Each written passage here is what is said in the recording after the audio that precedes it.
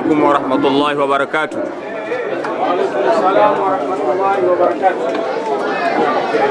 الحمد لله ثم الصلاة والسلام على رسول الله وعلى آله وصحبه ومن والاه. أما بعد,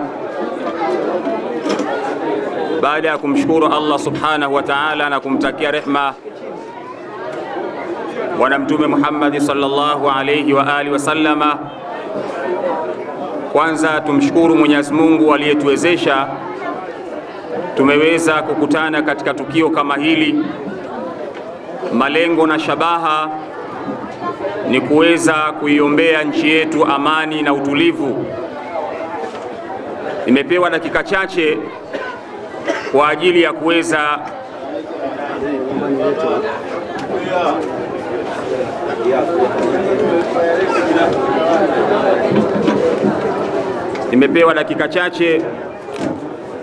ajili ya kuweza kuwasilisha maneno machache ambayo yanaweza yakatufaa na ujumbe ambao tunaweza kuondoka nao.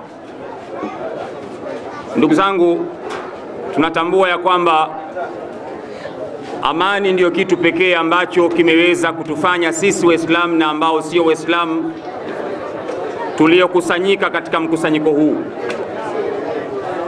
Tunatambua ya kwamba mkusanyiko huu umekusanya watu wa madhehebu tofauti na watu wa dini mbalimbali, lakini kilichoweza kutukusanya hapa ni kitu kinaitwa amani. Lakini ukiacha amani ni ule upendo na ushirikiano tuliokuwa nao wa Tanzania katika taifa letu. Ndio maana leo mnaona tumeweza kuchanganyika mahala hapa, Waislamu na wasiokuwa Waislamu.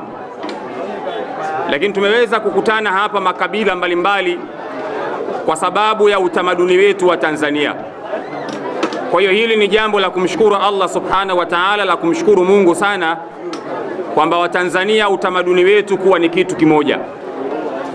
Vijana wenzangu Waislamu na wasiokuwa Waislamu tuliokutanika katika mkutaniko huu, kila mmoja inatakiwa awe balozi wa kuweza kuhubiri amani baada ya kuondoka baada ya mkusanyiko huu. Tunatambua nchi yetu imepita katika misukosuko mingi sana hapa katikati, lakini sisi kama vijana wa taifa hili tuna wajibu wa kuweza kusimama imara, kuweza kuijenga nchi yetu, kushirikiana na kuweza kutoa sapoti kwa serikali yetu ili kuweza kuifanya nchi iweze kuwa na usawi mzuri. Ndugu zangu vijana wenzangu, sisi kama vijana tuna wajibu mkubwa sana katika kuijenga nchi hii. Ukitazama katika historia, wako vijana wenzetu waliopita ambao waliweza kutoa ujana wao, wakaweza kumaliza ujana wao kwenye kuijenga nchi hii. Ukisoma katika historia, baraza la kwanza la mawaziri katika nchi hii, wengi wao walikuwa ni vijana. Wakina Oscar Kambona, ukiwasoma wakina Tewa Saidi Tewa. Oscar Kambona alikuwa ni waziri wa mambo ya ndani, na wakati anapata uwaziri alikuwa na miaka 33. Alikuwa ni kijana mdogo sana. Lakini ukimsoma Tewa Saidi Tewa alikuwa ni waziri wa ardhi wa wakati huo, alikuwa na miaka 29. Lakini ukimsoma makamu wa rais wa kwanza katika nchi hii ambaye ni mzee Rashid Mfaume Kawawa alikuwa na miaka 35, wakati huo mzee Nyerere alikuwa na miaka 39. Kwa hiyo ukiangalia katika historia, wazee wetu wa miaka hiyo ambao walikuwa ni vijana waliweza kuitengeneza Tanzania katika ushirikiano na kupendana, wakaijenga mpaka leo nchi imefika hapa. Neema tunayoiona leo ya amani na utulivu na kupendana ni matunda ya vijana waliopita miaka iliyopita. Wao waliweza kutumia ujana wao vizuri kwenye kuijenga nchi. Wito wangu na ujumbe wangu kwa vijana wenzangu Waislamu na wale ambao sio Waislamu, tusiwe mstari wa mbele kwenye kuibomoa na kuiharibu nchi yetu.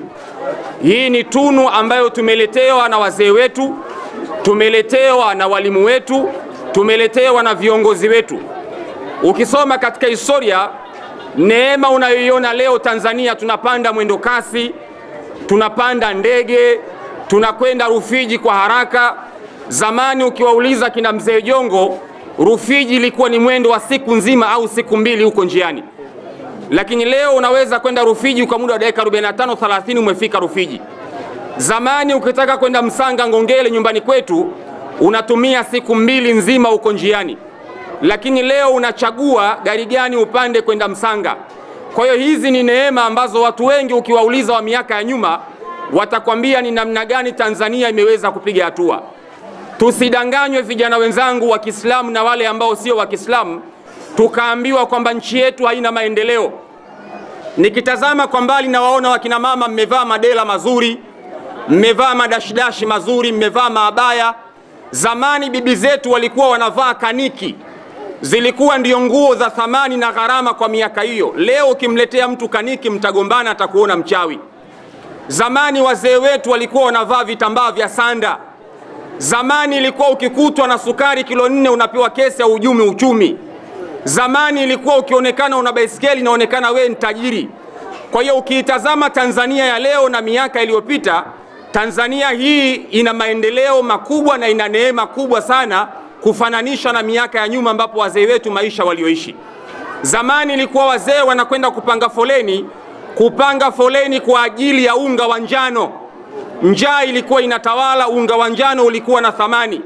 Lakini leo mahindi ya njano watu wanatumia kulishia ng'ombe, lakini zamani kilikuwa ni chakula, watu walikuwa wakipanga foleni. Kwa hiyo kuna maendeleo, tusidanganywe na maneno ya watu mbalimbali wanaokuja kutudanganya kwamba hakuna haki, hakuna maendeleo. Sio jambo la kweli. Yuko mwanafalsafa mmoja aliwahi kusema neno haki linakuja katika mtazamo wa haki, lakini inawezekana nyuma yake kuna watu wanabatili wameificha kwenye neno haki. Kalimatul haqi urida biha batil. Inawezekana ukaambiwa haki, lakini kumbe inawezekana nyuma kuna watu wanabatili wameificha. Inawezekana kuna watu wana agenda za kisiasa. Inawezekana kuna watu wametumwa kwa malengo ya kuja kufanya sabotage kwenye nchi yetu ya kiuchumi. Kwa hiyo tusidanganywe tukaaminishwa kwamba hakuna haki au hakuna maendeleo. Tufanyeni kazi, tupambane kwenye kuijenga nchi yetu. Sisi ndo vijana wa Kitanzania ambao inatakiwa tuweze kusimama imara kwenye kuijenga nchi yetu. Tusiwe mstari wa mbele kwenye kuibomoa nchi yetu, kwa sababu ujana wetu utakuwa hauna athari yoyote. Wazee waliopita, vijana waliopita, athari yao inaonekana. Ndio maana leo mnaiona Tanzania ya amani. Ndio maana mnaona neema zote hizi, kwa sababu kuna watu ujana wao waliutumia kwenye kuijenga nchi hii. Mwisho nimalizie ujumbe wangu kwa vijana wa Kiislamu na msiokuwa Waislamu.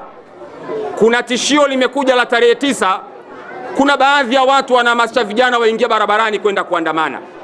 Vijana wenzangu wa Kiislamu na wale ambao sio wa Kiislamu, katika moja ya kitu cha ajabu na cha hatari zaidi, wale ambao wanatuhamasisha sisi kuingia barabarani kwenda kuandamana, kuharibu nchi yetu, kuharibu miundombinu yetu, wao hawapo katika nchi hii. Lakini pia wao hawapo front line, hawapo mstari wa mbele. Wanatuhamasisha sisi tukaharibu nchi yetu, tukaharibu miundombinu yetu, tukaharibu taswira ya nchi yetu kimataifa. Hii ni katika moja ya sabotage kubwa sana tukikubali kuingia kufanya maandamano kwa lengo la kwenda kuharibu nchi yetu. Kila mmoja akitoka hapa awe ni balozi wa kwenda kumwambia mwenzie kwamba sisi kama vijana wa Kitanzania tuna wajibu wa kulinda taifa letu kwa gharama yoyote, na wala haiwezi kuwa wajibu kwa kijana wa Kitanzania kuiharibu nchi yake. Yako mengi yatazungumzwa, nimegewa dakika 6 niweze kuwasilisha lile ambalo Mwenyezi Mungu amenikadiria kuweza kuliwasilisha. Ujumbe wangu kwenu kama vijana wa Kitanzania, tusishikwe masikio. Kila mmoja atambue kwamba hii ni neema, na kila mwenye neema anahusudiwa. Hakuna anayependa kuiona Tanzania ipo katika mtazamo huu. Kwa hiyo ondoka na ujumbe huu, kuwa balozi, nenda kamwambie kijana mwenzio kwamba hatuandamani, hatuingii barabarani, tutapambana kuijenga na kuweza kuithamini nchi yetu kama walivyotuachia wazee wetu. Wassalamu alaikum wa rahmatullahi wa barakatuh.